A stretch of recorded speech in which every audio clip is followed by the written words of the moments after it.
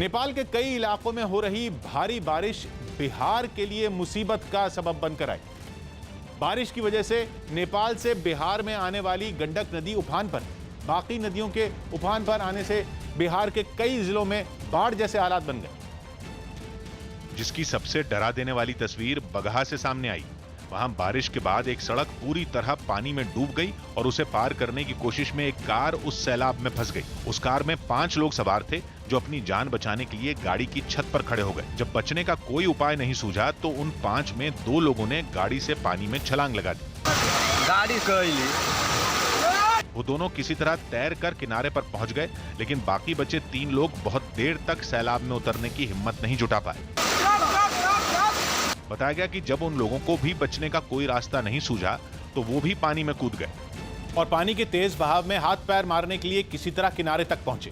गंडक नदी के सैलाब ने बगहा के बाकी कई इलाकों में भी तबाही मचाई और वहां एसएसबी के जवानों का एक कैंप भी डूब गया, जिसके बाद सभी जवान उस कैंप को छोड़कर दूसरे कैंप की तरफ रवाना हो गए। वहां से निकलने के कुछ ही देर बाद उन जवानों के सामने करीब 4 फीट तक पानी में डूब चुके रास्ते को पार करने की चुनौती खड़ी हो गई। जवानों ने अपना जरूरी सामान और हथियार संभाले, फिर कमर तक पानी में डूबकर बड़ी सावधानी से उस रास्ते को पार किया। कैसी स्थिति है वहाँ अंदर का स्थिति लगभग 4-4.5 फीट पानी है।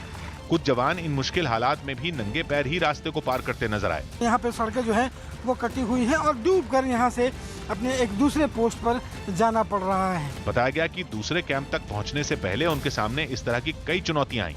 लेकिन उन जवानों ने हर चुनौती का बखूबी सामना किया। गंडक नदी के उस उफान की सबसे बड़ी वजह नेपाल में हो रही भारी बारिश है, जिससे नदी के जलस्तर में बहुत तेजी से बढ़ोतरी हुई और उसका पानी किनारों को तोड़कर गांवों में घुस गया।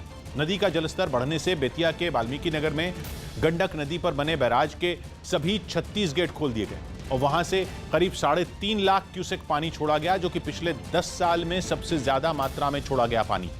बैराज के गेट खोलने के साथ ही गोपालगंज, मोतिहारी और बेतिया जिलों को अलर्ट कर दिया गया ताकि वहां बाढ़ जैसे हालात बनने पर लोग वक्त रहते सुरक्षित ठिकानों की तरफ निकल जाएं। हालांकि बेतिया में पिछले 48 घंटे से लगातार हो रही बारिश के बाद भी कई लोगों ने अपने ठिकाने नहीं छोड़े, जबकि वहां कई रिहायशी इलाकों में 3 से 4 फीट तक पानी भर चुका है। यानी न तो लोगों के मकान पानी से बच पाए और न ही दुकानें। भारी बारिश के बाद नदियों का पानी शहर में घुसा तो उसने वहां के पुलिस थाने में भी धावा बोल दिया। ऐसा लगा जैसे वो पुलिस थाना किसी तालाब के बीचों बीच बना हो। पुलिस थाने के कमरों में भी 1 फुट पानी जमा हो गया। पुलिसकर्मी भी इसी उधेड़बुन में फंसे रहे कि खुद को बचाएं या अपने सामान को। बेतिया के अलावा महाराजगंज में भी नदियों के रौद्र रूप ने लोगों को डरा दिया। वहां भी कई रास्ते पानी में बह गए। छपरा में भी गंडक नदी के उफान से लोग दहशत में आ गए। सुबह से लगभग 15 फीट कट चुका है। इस बीच मौसम विभाग की तरफ से चेतावनी जारी की गई कि अगले 48 घंटे तक बिहार के कई जिलों में भारी से बहुत भारी बारिश हो सकती है। यूपी के आगरा से एक हैरान करने वाला वीडियो सामने आया, जिसमें एक आदमी पर कुछ कुत्तों के ऊपर मोटरसाइकिल चढ़ाने का आरोप लगा। इस बाइक सवार की हरकत से वहां सड़क पर बैठे 2 कुत्तों की मौत हो गई, जिन्हें इसने बड़ी बेरहमी से कुचला था। बाइक पर सवार इस आदमी ने पहले सड़क के बीच खड़े कुत्ते को अपना निशाना बनाया और उसे रौंदता हुआ तेजी से निकल गया। दर्द की वजह से वो घायल कुत्ता बीच सड़क पर काफी देर तक छटपटाता रहा। इस बीच दूसरे कुत्ते भी वहां जमा हो गए, लेकिन तभी ये बाइक सवार फिर उन्हें निशाना बनाता हुआ वहां से गुजरा। बताया गया कि बाइक से कुचले जाने की वजह से 2 कुत्तों की मौत हो गई, जबकि आरोपी वहां से फरार हो गया। पाकिस्तान के कब्जे वाले कश्मीर के मुजफ्फराबाद में नौकरी पाने के लिए बनाए गए कानून के विरोध में युवाओं ने इमरान सरकार के खिलाफ जोरदार प्रदर्शन किया। आरोप है कि कॉन्ट्रैक्ट पर काम कर रहे कर्मचारियों की नौकरी पक्की करने के लिए बने इस कानून का फायदा इमरान खान की पार्टी के समर्थकों को ही मिल रहा है, जिसके खिलाफ सैकड़ों युवाओं ने मोर्चा खोल दिया। उन्होंने इमरान सरकार पर भाई भतीजावाद, भ्रष्टाचार और भेदभाव के आरोप लगाकर मुजफ्फराबाद की सड़कों पर जुलूस निकाला। इस प्रदर्शन में बड़ी संख्या में महिलाएं भी नजर आईं और उन्होंने भी पाकिस्तान सरकार के खिलाफ खूब नारे लगाए। नौकरी की मांग कर रहे युवाओं ने अपनी आवाज इमरान सरकार तक पहुंचाने के लिए पोस्टरों का भी सहारा लिया। इन पोस्टरों के जरिए उन्होंने सरकार से इस नए कानून को वापस लेने की मांग की। इसके साथ ही सरकार को चेतावनी दी गई कि अगर उनकी मांगें जल्दी नहीं मानी गईं, तो वो इस मामले को कोर्ट तक ले जाएंगे। इस काले कानून को अदालत से भी खत्म करवाएंगे। युवाओं के इस प्रदर्शन की वजह से सड़कों पर गाड़ियां नहीं चल सकी।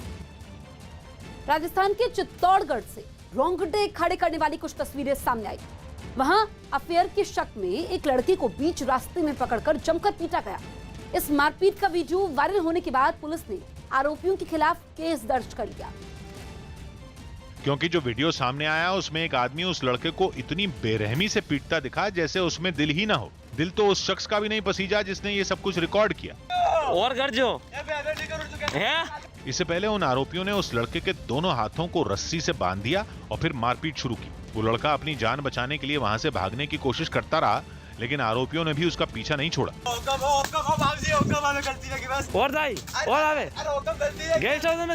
मारपीट करने वाला शख्स लगातार उसकी डंडे से पिटाई करता रहा। शरीर का ऐसा कोई हिस्सा नहीं बचा जिस पर उस आदमी ने वार न किया हो। उसने सबसे ज्यादा उस लड़के के पैरों पर मारा, कभी घुटने, कभी तिल्लियां तो कभी तलवे।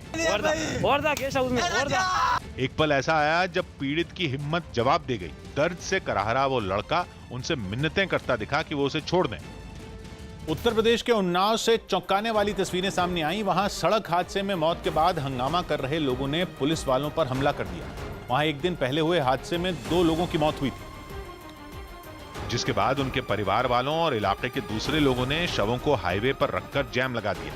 यही नहीं, जब पुलिस उन्हें वहां से हटाने पहुंची तो लोगों ने पुलिस पर ही हमला कर दिया। बुरी तरह भड़के लोगों ने पुलिस वालों को घेर कर पथराव शुरू कर दिया। सामने आई तस्वीरों में कुछ पुलिस वाले जान बचाकर भागते नजर आए। कई पुलिस वालों को चोट भी आई। हंगामे में महिलाएं और बच्चे भी पीछे नहीं रहे। कुछ महिलाएं भी लाठी लेकर पुलिस वालों की तरफ बढ़ती नजर आईं। हालात बेकाबू होते देख भारी तादाद में पुलिस वालों को वहां भेजा गया। इन पुलिस वालों ने वहां पहुंचते ही मोर्चा संभाला और हंगामा कर रहे लोगों पर लाठियां बरसानी शुरू कर दी।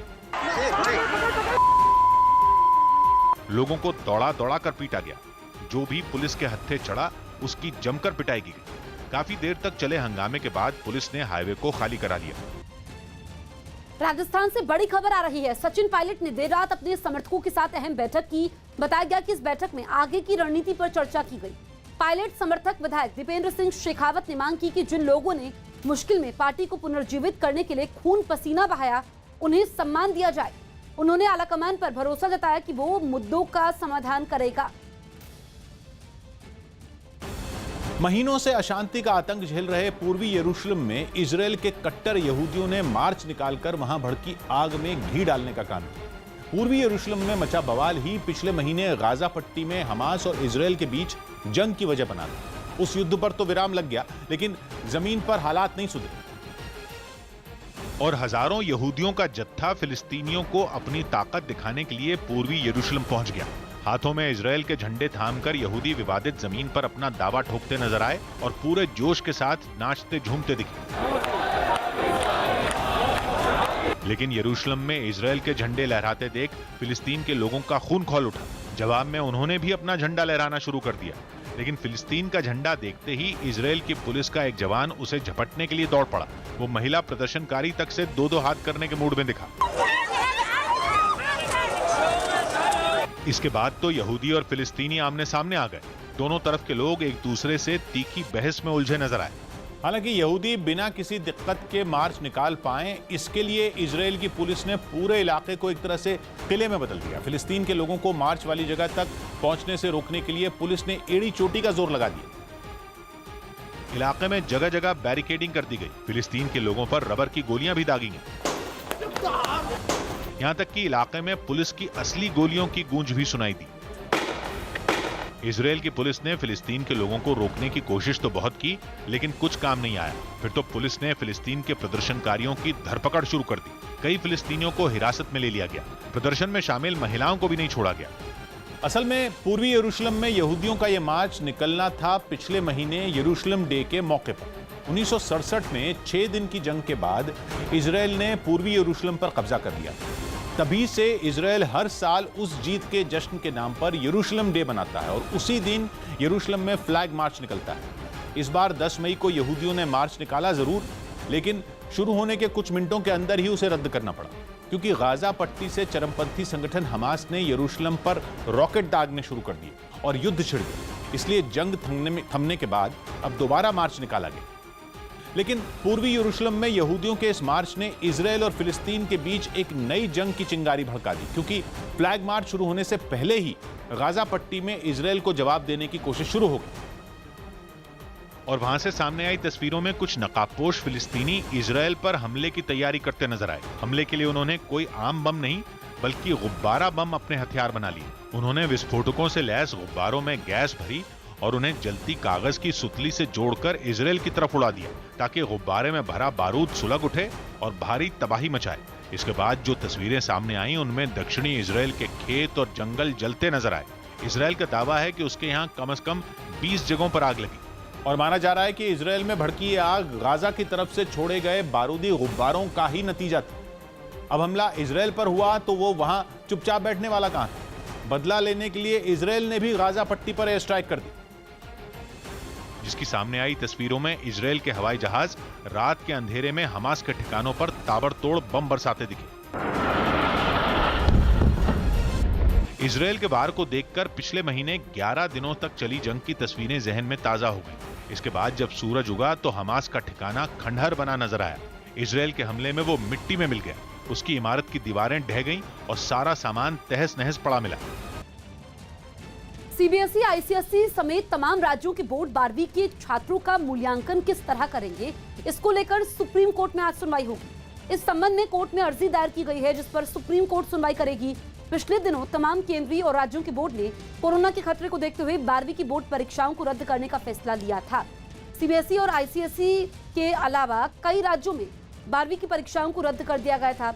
इनमें उत्तर प्रदेश, मध्य प्रदेश, हरियाणा, राजस्थान, महाराष्ट्र, झारखंड, तेलंगाना, गोवा, गुजरात शामिल हैं। मुंबई में झमाझम बारिश ने लोगों की मुश्किल बढ़ा दी क्योंकि बारिश का पानी कई जगहों पर भर गया। वैसे तो अनुमान था कि एक दिन बाद वहां बारिश होगी, लेकिन ऐसा नहीं हुआ और समय से पहले ही बारिश होने लगी। जिन इलाकों में लोग सबसे ज्यादा परेशान हुए उनमें बांद्रा, माहिम और दादर शामिल हैं। जहां बारिश का पानी जमा होने से सड़कें तालाब जैसी दिखने लगी। गाड़ियां हों या बस या फिर मोटरसाइकिल, सभी को इससे गुजरना पड़ा। वैसे ये बारिश मुंबई में कुछ दिन पहले आई बारिश से कम थी, लेकिन हालात बिल्कुल पहले जैसे दिखे और पानी की वजह से सड़कें नजर तक नहीं आई। जिसके बाद मुंबई महानगर पालिका के कर्मचारी वहां पहुंचे और उन्होंने बारिश का पानी निकालने के लिए सूअर का ढक्कन खोल दिया। अगर तस्वीरें दिखाएं इस तरफ की तो यहाँ पर देखिए बीएमसी ने जो गटर का ढक्कन था उसे खोल दिया है, वहाँ पर डेंजर का बोर्ड लगा दिया है।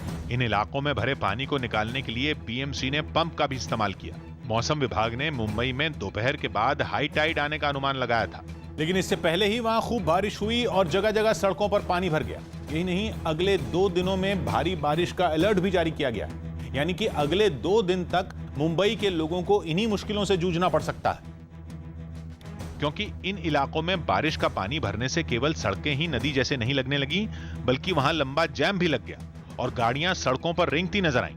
वेस्टर्न एक्सप्रेस हाईवे पर भी गाड़ियों की लंबी लाइन दिखी। वहां सुबह सुबह लगा जैम देखकर ऐसा लगा मानो गाड़ियों में सवार लोग शाम से पहले अपनी मंजिल तक नहीं पहुंचने वाले। हालांकि इस बीच बीएमसी ने पूरी कोशिश की कि लोगों की दिक्कत कम की जा सके, लेकिन बारिश के आगे सभी बेहाल दिखे।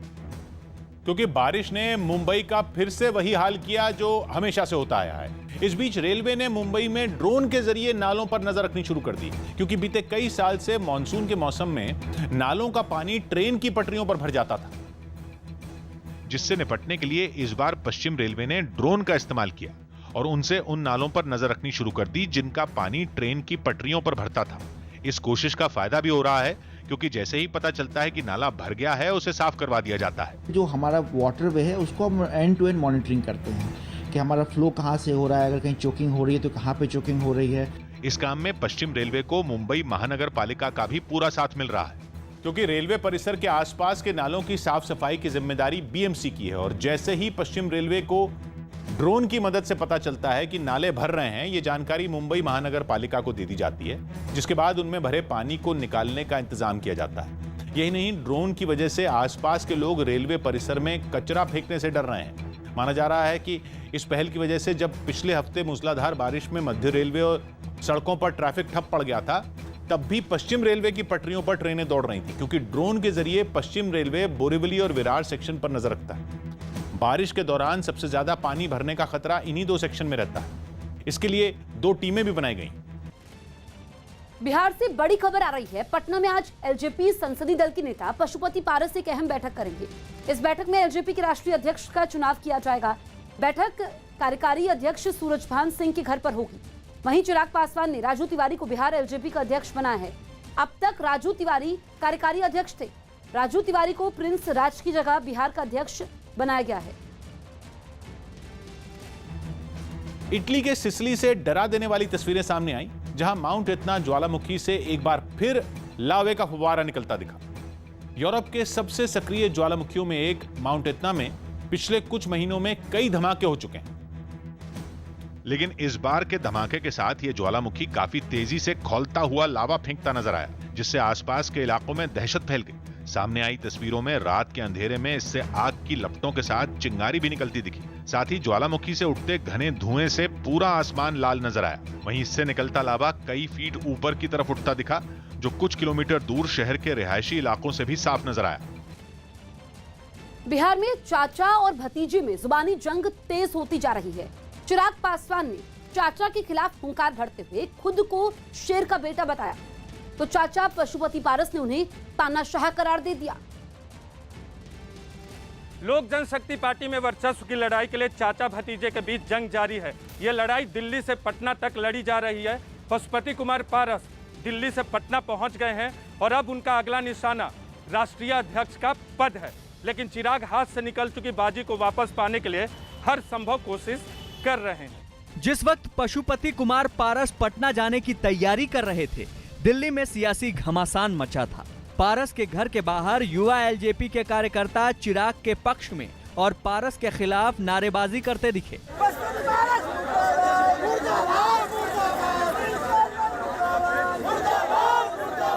इन कार्यकर्ताओं ने चिराग को पद से हटाने के तरीके को असंवैधानिक करार दिया। खुद चिराग ने भी जब इस मुद्दे पर पहली बार मीडिया से बात की तो यही दावा किया कि अब भी पार्टी के राष्ट्रीय अध्यक्ष वही हैं। चैनल्स पे चल रहा था कि इनको राष्ट्रीय अध्यक्ष के पद से हटाया जा चुका है। लोक जनशक्ति पार्टी का संविधान कहता है कि राष्ट्रीय अध्यक्ष का पद सिर्फ दो परिस्थितियों में खाली हो सकता है, या तो राष्ट्रीय अध्यक्ष का निधन हो या स्वतः अपनी मर्जी से राष्ट्रीय अध्यक्ष किसी भी परिस्थिति में जब वो रिजाइन करते हैं तो उसकी जगह दूसरे अध्यक्ष की नियुक्ति की जा सकती है।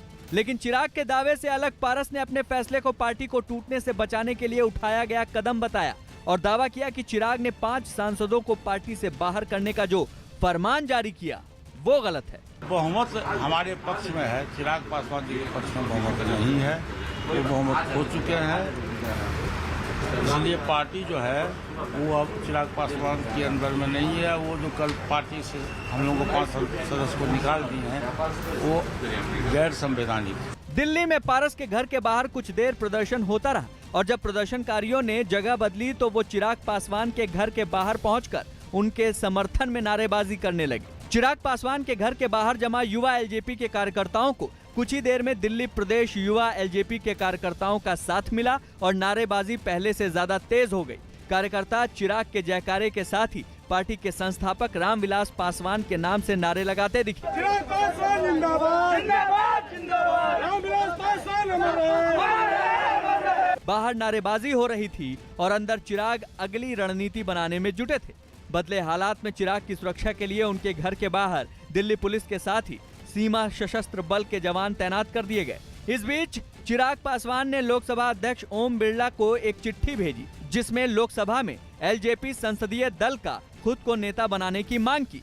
चिराग ने इस चिट्ठी के जरिए स्पीकर से पशुपति कुमार पारस को नेता बनाने के फैसले की समीक्षा की मांग की। यही नहीं, पूरे विवाद के बाद पहली बार मीडिया के सामने आए चिराग ने कहा कि उनके चाचा को गलत तरीके से संसदीय दल का नेता चुना गया। अगर पारस बोलते तो वो उन्हें ये पद दे देते। पार्लियामेंट में संसदीय दल का नेता बनना, भाई अगर आप मुझे कहते तो मैं खुशी खुशी में आपको बनाता। संवैधानिक तरीके से ये प्रक्रिया गलत है। पार्टी में पार्टी का leader of the house parliament में या विधानसभा में या विधान परिषद में कौन होगा, इस बात का निर्णय सिर्फ और सिर्फ पार्लियामेंट्री बोर्ड ले सकता है। And in absence of parliamentary board ये पूरी की पूरी power resides in the hand of the national president. राष्ट्रीय अध्यक्ष के पास ये पूरी पावर है इस बात को चुनने की। कौन आपका leader of the house parliament में होगा, लोक जनशक्ति पार्टी का संविधान इस बात की इजाजत सिर्फ राष्ट्रीय अध्यक्ष या संसदीय बोर्ड के पास है। पशुपति कुमार पारस एक के बाद एक सदी चाल चल रहे हैं। पार्टी संसदीय दल के नेता के पद पर काबिज होने के बाद उन्होंने चुनाव आयोग से भी अपने खेमे को असली एलजेपी के तौर पे मान्यता देने की मांग की है। लेकिन तकनीकी तौर पे अध्यक्ष अभी भी चिराग पासवान है और चिराग पारस के फैसलों की काट तलाशने में जुटे हुए हैं। पारस को चिराग के अगले कदमों का अंदाजा है। यही वजह है कि उनकी नजर अब पार्टी के राष्ट्रीय अध्यक्ष के पद पर है। एक दिन पहले पटना में पार्टी दफ्तर के बाहर उनके नाम की जो तख्ती दिखी थी, उससे उनकी रणनीति का खुलासा हो गया था।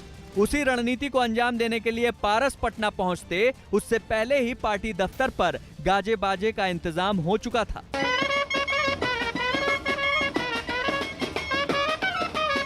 पटना पहुंचने पर पारस का जोरदार स्वागत हुआ। पटना में एलजेपी के दफ्तर के बाहर कई होर्डिंग्स भी टंगे नजर आए, जिसमें पारस को संसदीय दल का नेता बनाने की बधाई दी गई थी। दिल्ली में सियासी जंग का शंखनाद करने के बाद पटना पहुंचे पारस ने एक दिन के बाद यानी गुरुवार को एलजेपी की राष्ट्रीय कार्य समिति की बैठक बुलाई है।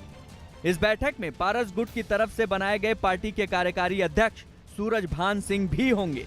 ये बैठक सूरजभान के घर पर ही होगी और कल ही एलजेपी के नए राष्ट्रीय अध्यक्ष का चुनाव हो जाएगा। भले ही चिराग के समर्थक अपने तरीके से विरोध जता रहे हों, लेकिन इस बैठक में क्या होने वाला है, इसके संकेत पारस ने दिल्ली में ही दे दिए थे। हारा हुआ जुआरी जो होता है ना, वो जैसे हम लोग चुनाव लड़ते हैं ना, तो चुनाव में जो उम्मीदवार हार गया, कहता है बूथ कैप्चरिंग हो गया, बक्सा लेके भाग गया, काउंटिंग एजेंट बेईमानी कर लिया, चुनाव आयोग को फैक्स करो, रिकाउंटिंग कराओ, तो वही चीज कल हुआ है। वो हारा हुआ जुआरी का ये लक्षण है। एक तरफ चाचा पारस के तेवर हैं तो दूसरी तरफ भतीजे चिराग की सफाई। चिराग अपने चाचा के फैसलों को गलत ठहरा रहे हैं, लेकिन उनकी भाषा अभी भी सहमित है। चिराग को अपनी खोई हुई ताकत वापस पाने के लिए कानूनी दांव पेच के साथ साथ सियासी जंग भी जीतना होगा, लेकिन एलजेपी पर किसका कब्जा होगा, इसके लिए अभी और इंतजार करना होगा। कोरोना की दूसरी लहर गर्भवती महिलाओं के लिए घातक साबित हुई। न्यूज़ 18 के रवि सिंह की रिपोर्ट है कि देश में मेडिकल क्षेत्र में रिसर्च करने वाली संस्था ICMR की एक स्टडी में यह खुलासा हुआ कि कोरोना की दूसरी लहर में गर्भवती और हाल ही में बच्चे को जन्म देने वाली महिलाएं कोरोना की ज्यादा शिकार हुई। ICMR ने कोरोना की पहली और दूसरी लहर में कुल 1530 महिलाओं पर यह रिसर्च की और पाया कि दूसरी लहर ऐसी महिलाओं पर भारी पड़ी, क्योंकि पहली लहर में इन महिलाओं में कोरोना के लक्षण वाले केस 14% से ज्यादा थे, लेकिन दूसरी लहर में ये मामले बढ़कर लगभग 29% हो गए। पहली लहर में जहां मृत्यु दर 0.7% थी, दूसरी लहर में 5.7% तक जा पहुंची। यूपी के विधानसभा चुनाव में कांग्रेस पार्टी अकेले चुनाव लड़ सकती है। यूपी कांग्रेस अध्यक्ष अजय सिंह लल्लू ने अगले विधानसभा चुनाव में किसी पार्टी से समझौता करने से इनकार कर दिया। समाजवादी पार्टी से गठबंधन का नुकसान तो हमने पिछले समय झेला है, किस हालत में हम आए ये सबने देखा। दिल्ली की राउज एवेन्यू कोर्ट ने शशि थरूर के खिलाफ आरोप तय करने पर फैसला टाल दिया। अब अदालत 2 जुलाई को यह तय करेगी कि थरूर की पत्नी सुनंदा पुष्कर की मौत के मामले में थरूर पर केस चलेगा या नहीं। झारखंड के लोहरदगा में 4 उग्रवादियों को गिरफ्तार कर लिया गया। पुलिस ने इन लोगों के पास से कई हथियार भी बरामद किए। पूर्व में आपराधिक इतिहास रहा है, पूर्व में भी जेल जा चुके हैं। कोरोना के मरीजों की संख्या घटते ही 2 महीनों के बाद देश भर की ऐतिहासिक इमारतें खोल दी गईं, जिसके बाद उत्तर प्रदेश के आगरा में ताजमहल देखने के लिए सैलानियों के वहां पहुंचने का सिलसिला शुरू हो गया। इस दौरान पर्यटकों ने वहां कोरोना नियमों का भी पूरी तरह पालन किया। फर्स्ट डे था, कम थे, सोचे कि अच्छा से दीदार हो जाएगा और तो प्रिकॉशन भी रहेगा ज्यादा क्योंकि भीड़ नहीं रहेगी। लखनऊ के बड़ा इमामबाड़ा को भी पर्यटकों के लिए खोल दिया गया, लेकिन उससे पहले वहां बड़े पैमाने पर साफ सफाई की गई। दिल्ली में भी पाबंदी हटने के बाद सैलानी ऐतिहासिक इमारतों का रुख करने लगे। बिना कुतुब मीनार, बिना इंडिया गेट देखे हमारा ट्रिप तो इनकम्प्लीट ही रहता। यूपी के चित्रकूट में 9 से 13 जुलाई तक आरएसएस की बैठक होगी, जिसमें आने वाले विधानसभा चुनावों, कोरोना और पर्यावरण समेत कई मुद्दों पर चर्चा की जाएगी। इसमें आरएसएस प्रमुख मोहन भागवत समेत कई पदाधिकारी मौजूद रहेंगे। यूपी के सुल्तानपुर में पुलिस ने अवैध कच्ची शराब के खिलाफ अभियान चलाया। पुलिस ने गांव में छापा मार कर शराब बनाने वाले एक ठिकाने को तबाह कर दिया। पुलिस को इस ठिकाने से कच्ची शराब बनाने का सामान बरामद हुआ, जिसके बाद पुलिस ने इसे बर्बाद कर दिया। हालांकि कच्ची शराब बनाने वाले पुलिस के हत्थे नहीं चढ़े। पंजाब के मोहाली में पक्की नौकरी और वेतन बढ़ाने की मांग पर टीचरों ने जोरदार प्रदर्शन किया। इस दौरान कॉन्ट्रैक्ट पर काम कर रहे इन टीचरों ने शिक्षा विभाग को अपनी मांगें पूरी करने के लिए समय सीमा दे दी, लेकिन जब विभाग की ओर से कोई जवाब नहीं मिला तो एक महिला टीचर ने जहर खाकर खुदकुशी करने की कोशिश की। जिसके बाद आनन फानन में दूसरे टीचरों ने उसे गोद में उठाया और पास खड़ी एक एम्बुलेंस की तरफ दौड़ पड़े। उसे इलाज के लिए तुरंत अस्पताल में भर्ती करवाया गया। लेकिन हंगामा यहीं नहीं थमा। प्रदर्शन कर रहे कुछ टीचर तो शिक्षा विभाग के दफ्तर की छत पर चढ़ गए और वहां से नीचे कूदकर अपनी जान देने की धमकी देने लगे। बाद में वहां मौजूद पुलिस के समझाने पर वो लोग किसी तरह नीचे उतरे। इससे पहले प्रदर्शनकारियों ने विभाग के दफ्तर के बाहर जमीन पर बैठकर धरना भी दिया। उन्होंने काफी देर तक वहां सरकार के खिलाफ नारे लगाए।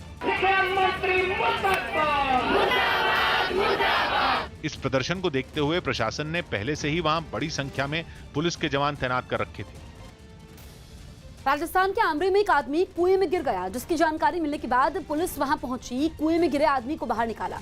बताया गया कि आदमी शराब के नशे में कुएं में गिर गया, जिसे निकालने के लिए सिविल डिफेंस और पुलिस ने अपनी टीम के एक आदमी को रस्सी के सहारे कुएं में भेजा, जिसके बाद कुएं में गिरे आदमी को रस्सियों के सहारे सुरक्षित बाहर निकाला गया।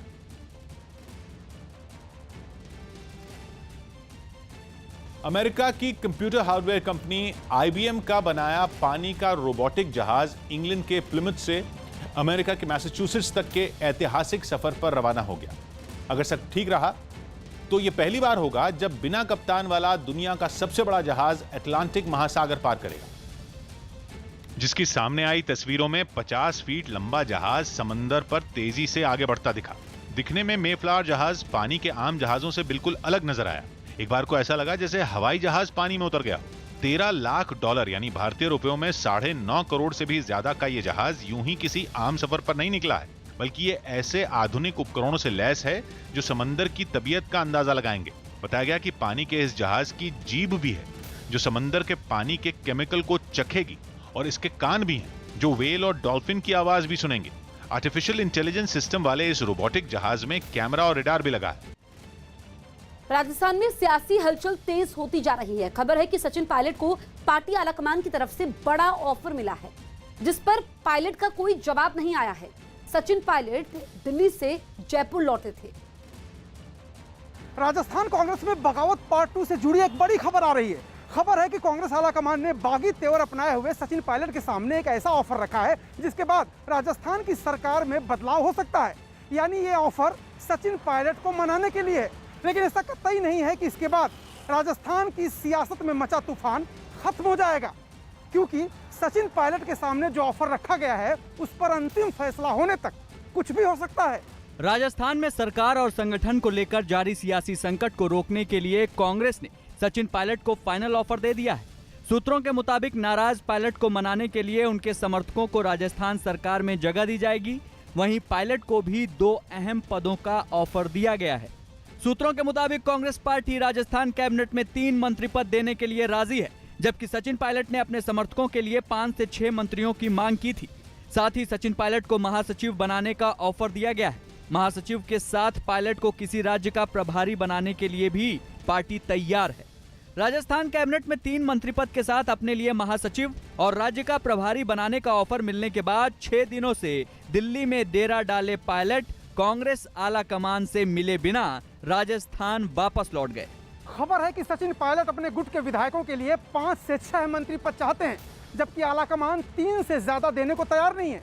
इसके पीछे आलाकमान और अशोक गहलोत का तर्क ये है कि सरकार बचाने के लिए जो 6 विधायक बहुजन समाज पार्टी से कांग्रेस में आए थे और 10 से 12 निर्दलीय समर्थन कर रहे हैं, उनको भी मंत्रिमंडल विस्तार में जगह देनी है ताकि सत्ता का संतुलन और समीकरण बना रहे। ऐसे में सचिन पायलट के समर्थक 3 से ज्यादा विधायकों को मंत्री पद नहीं दिया जा सकता। इसके अलावा बोर्ड और निगम के चेयरमैन का पद भी एक बड़ी पेंच है, जिसमें सचिन पायलट आधे की हिस्सेदारी चाहते हैं, जबकि अशोक गहलोत इसके लिए कतई तैयार नहीं।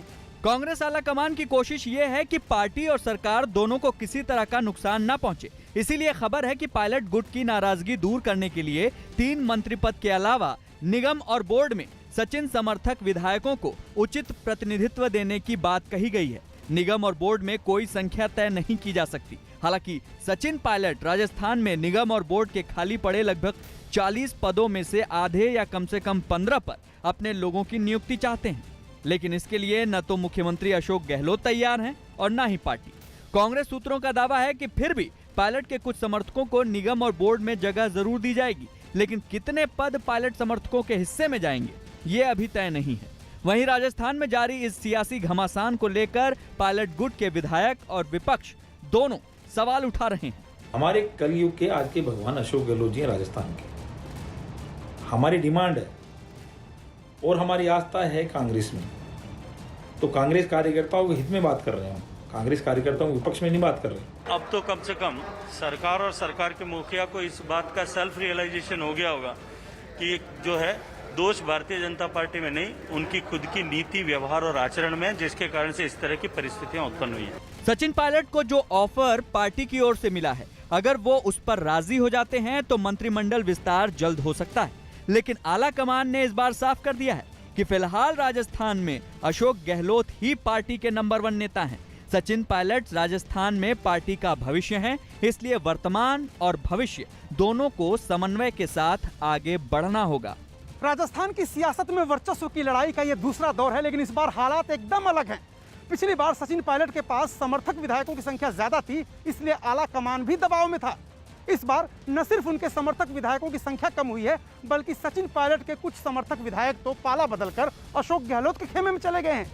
यही वजह है कि मौका देखकर अशोक गहलोत ने बीएसपी के विधायकों को आगे कर दिया, जो सचिन पायलट पर लगातार हमला कर रहे हैं। सचिन पायलट की ताकत कमजोर हुई है और यही वजह है कि आला कमान से फाइनल ऑफर मिलने के बाद पशुपेश में पड़े सचिन बिना कुछ बोले ही जयपुर रवाना हो गए। मध्य प्रदेश के रतलाम से हैरान कर देने वाली कुछ तस्वीरें सामने आई। वहां जमीन के विवाद में दो गुटों के बीच इस कदर लाठियां चली कि वो एक दूसरे की जान लेने पर उतारू दिखे। जो लोग एक दूसरे की जान के दुश्मन बन गए वो एक ही परिवार के सदस्य बताए गए। लेकिन जब बात जमीन की आई तो वहां उनके लिए परिवार की परिभाषा के मायने पूरी तरह बदल गए। घर का झगड़ा सड़क पर आ गया और उन लोगों का परिवार दो हिस्सों में बंट गया। दोनों तरफ से एक दूसरे पर लाठियां बरसाई जाने लगी, इस बात की परवाह किए बिना कि किसी की जान भी जा सकती है। इस मारपीट में वहां बुजुर्ग से लेकर घर की महिलाएं भी शामिल दिखी। ये सब देखकर मकान की छत पर मौजूद बच्चों की चीख निकल गई। मामला बढ़ा तो पुलिस ने भरोसा दिया कि मारपीट में शामिल लोगों के खिलाफ कार्रवाई की जाएगी। दोनों तरफ के लोगों ने एक दूसरे पर इतना गुस्सा निकाला कि मारपीट के दौरान 3 लोग जख्मी हो गए, जिन्हें बाद में इलाज के लिए अस्पताल ले जाया गया। बड़ी खबर दिल्ली से। एम्स अस्पताल के कन्वर्जन ब्लॉक की 9वीं मंजिल पर रात के करीब 10:30 बजे आग लगी, जिसके बाद यह आग तेजी से फैली, जिससे ऊंची लपटें दूर से नजर आई। आग लगने की जानकारी मिलने के बाद दमकल की 22 गाड़ियां वहां पहुंची और इस आग पर काबू पाया। गनीमत रही कि जहां पर आग लगी वहां मरीजों के वार्ड नहीं थे, बल्कि लैब है। उत्तर अमेरिकी देश मेक्सिको से डराने वाली तस्वीरें सामने आई। वहां एक मालगाड़ी के साथ हुए हादसे में एक बुजुर्ग की मौत हो गई, जबकि 3 लोग घायल हुए। बताया गया कि मेक्सिको के सैन इसिद्रो में ये ट्रेन अचानक पटरी से उतर गई। जहां से सामने आई तस्वीरों में पटरी के दोनों तरफ पलटे ट्रेन के डिब्बों के परखचे उड़े नजर आए। करीब 12 डिब्बों वाली इस मालगाड़ी के साथ ऐसी जगह हादसा हुआ जहां आसपास घनी आबादी है, जिसकी वजह से ट्रेन के कुछ डिब्बे तो मकानों के अंदर घुसे दिखे, तो वहीं कुछ डिब्बे पास के मैदान में पलटे नजर आए। सूचना मिलते ही बचाव कर्मी हादसे वाली जगह पर पहुंचे, जिसके बाद हादसे की जांच के मद्देनजर इलाके को सील कर राहत बचाव का काम शुरू किया गया। ड्रोन कैमरे से ली गई तस्वीरों में रेलवे ट्रैक के चारों ओर मलबा ही मलबा नजर आया, जिसको हटाने का काम अब भी जारी है। दिल्ली की नागलोई सब्जी मंडी से डरावने वाली तस्वीरें सामने आई। वहां आग में 10 दुकानें जलकर राख हुई। हालांकि आग कैसे लगी इसका पता नहीं चल पाया, लेकिन आग इतनी भीषण थी कि लपटों ने एक एक कर वहां मौजूद 10 दुकानों को अपनी चपेट में ले लिया। वहां से आग की ऊंची लपटें उठती दिखाई दी। वहां से सामने आई एक तस्वीर में एक दुकान के अंदर खड़ी मोटरसाइकिल भी आग में स्वाहा होती दिखी। वो तो रात का वक्त था, नहीं तो कई लोगों की जान भी खतरे में पड़ सकती थी। इस हादसे की जानकारी मिलने के बाद फायर ब्रिगेड की कई गाड़ियां वहां पहुंची और कई घंटों की मेहनत के बाद आग बुझा दी गई। दिल्ली दंगों के 3 आरोपियों को हाई कोर्ट से मिली जमानत के अगले ही दिन दिल्ली पुलिस ने सुप्रीम कोर्ट का दरवाजा खटखटाया। न्यूज़ 18 के एहतशाम खान की रिपोर्ट है कि सुप्रीम कोर्ट में दी गई याचिका में दिल्ली पुलिस ने आरोपियों को मिली जमानत पर सख्त एतराज जताया और यह दावा किया कि दिल्ली हाई कोर्ट ने आरोपियों को जमानत देने का फैसला तथ्यों के आधार पर नहीं किया, बल्कि सोशल मीडिया नैरेटिव के आधार पर आरोपियों को जमानत दी गई। दिल्ली पुलिस ने दावा किया कि हाईकोर्ट का आदेश आतंकवाद से जुड़े कई मामलों पर असर डाल सकता है। हाईकोर्ट ने पुलिस के खिलाफ कड़ी टिप्पणी करते हुए कहा था कि आरोपियों के खिलाफ यूएपीए एक्ट के तहत मामला नहीं बनता। हालांकि जमानत मिलने के बावजूद आरोपियों को अभी तक रिहा नहीं किया गया क्योंकि कोर्ट ने दिल्ली पुलिस से कुछ तथ्य मांगे। ऐतिहासिक स्मारकों को पर्यटन के लिए खोल दिया गया। दिल्ली समेत देश भर में एएसआई के स्मारक खोल दिए गए। इस दौरान राजधानी में कुतुब मीनार और दूसरी जगहों पर बड़ी संख्या में लोग घूमने पहुंचे। हमें खुशी है कि अब दोबारा से खुल गया है और हम उम्मीद करते हैं कि अब कोई तीसरी लहर नहीं आएगी।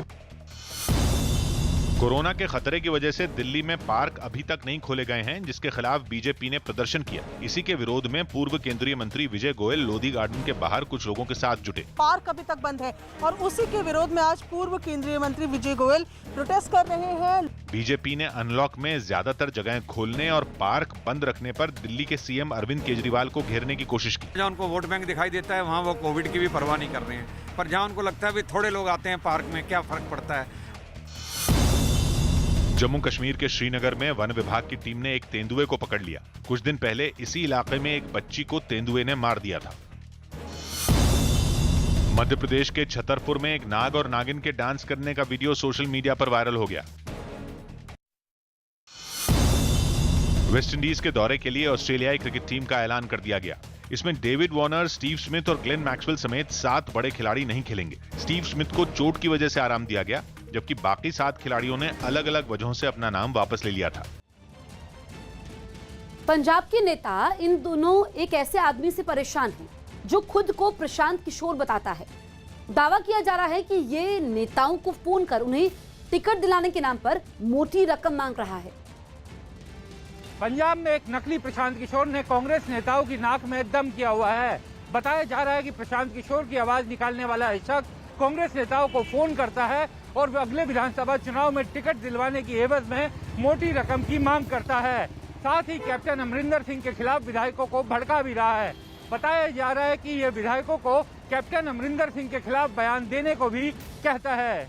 रणनीतिकार प्रशांत किशोर इस समय पंजाब के सीएम कैप्टन अमरिंदर सिंह के प्रमुख सलाहकार हैं। बीते एक हफ्ते में एक शख्स पीके की आवाज में लुधियाना के कांग्रेस नेताओं को फोन कर रहा है। जनप्रतिनिधियों को फोन करके ये शख्स खुद को पीके बताता है।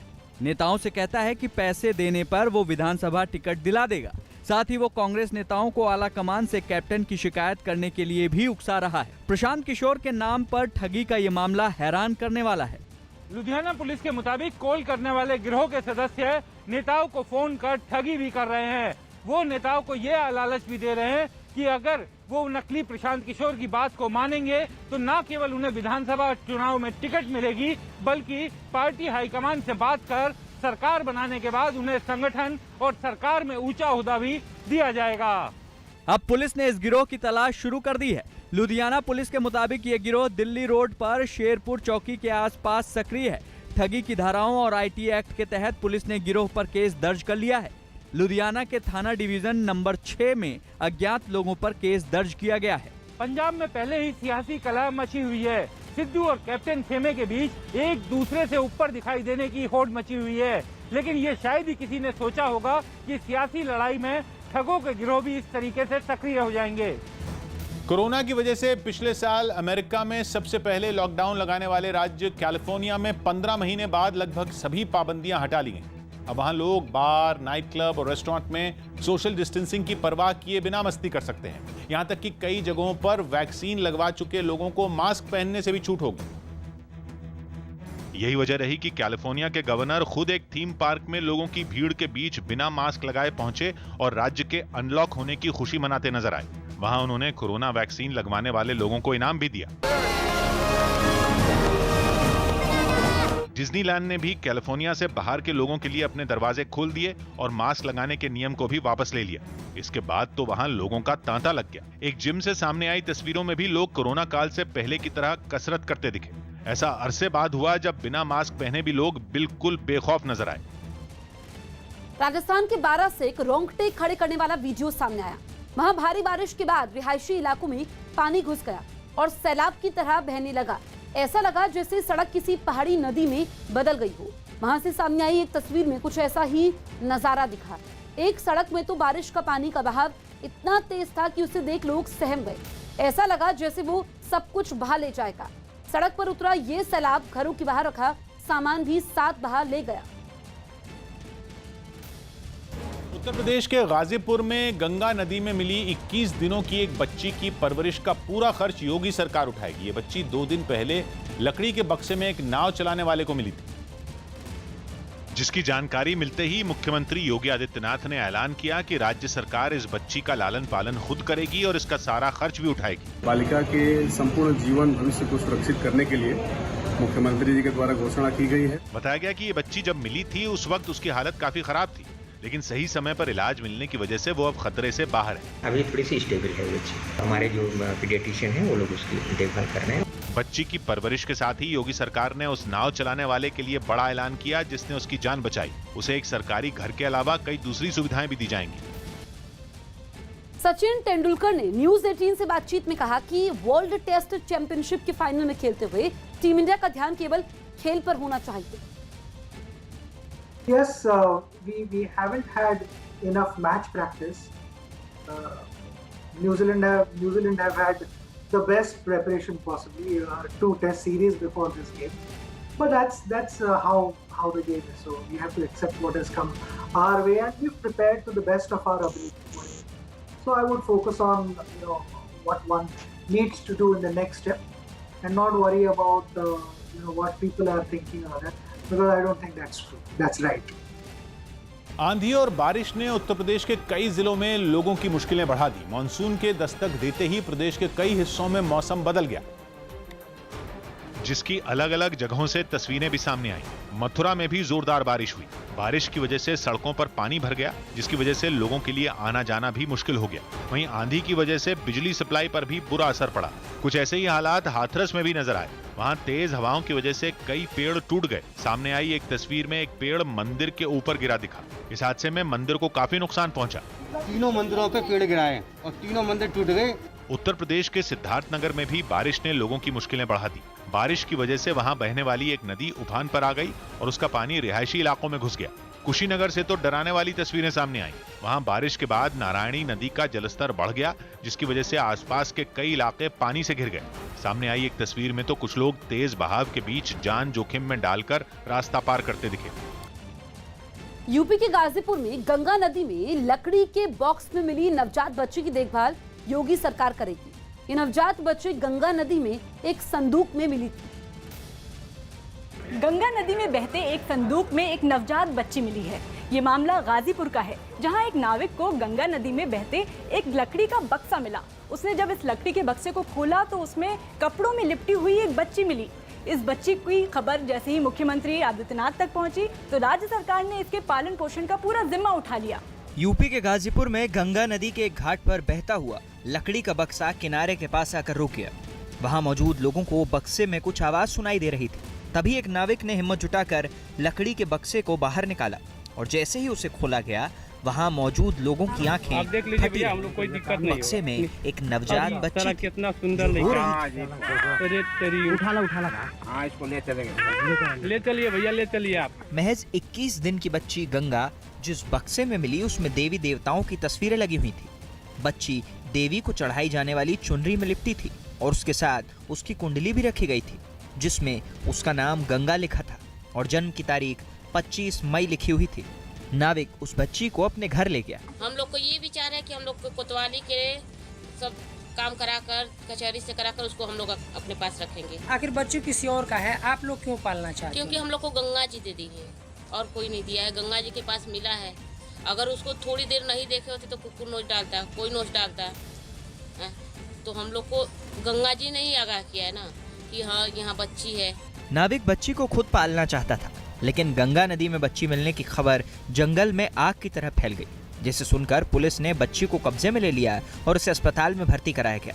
डॉक्टरों की देखरेख में बच्ची की हालत सुरक्षित बताई गई। कहते हैं जाको राखे साइयां मार सके न कोई, और ऐसा ही कुछ गंगा नाम की इस बच्ची के साथ हुआ।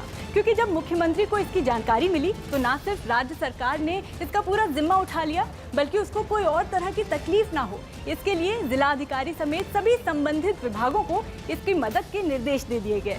साथ ही जब अस्पताल से ये डिस्चार्ज हो जाएगी तो उसे बाल विकास केंद्र भेज दिया जाएगा।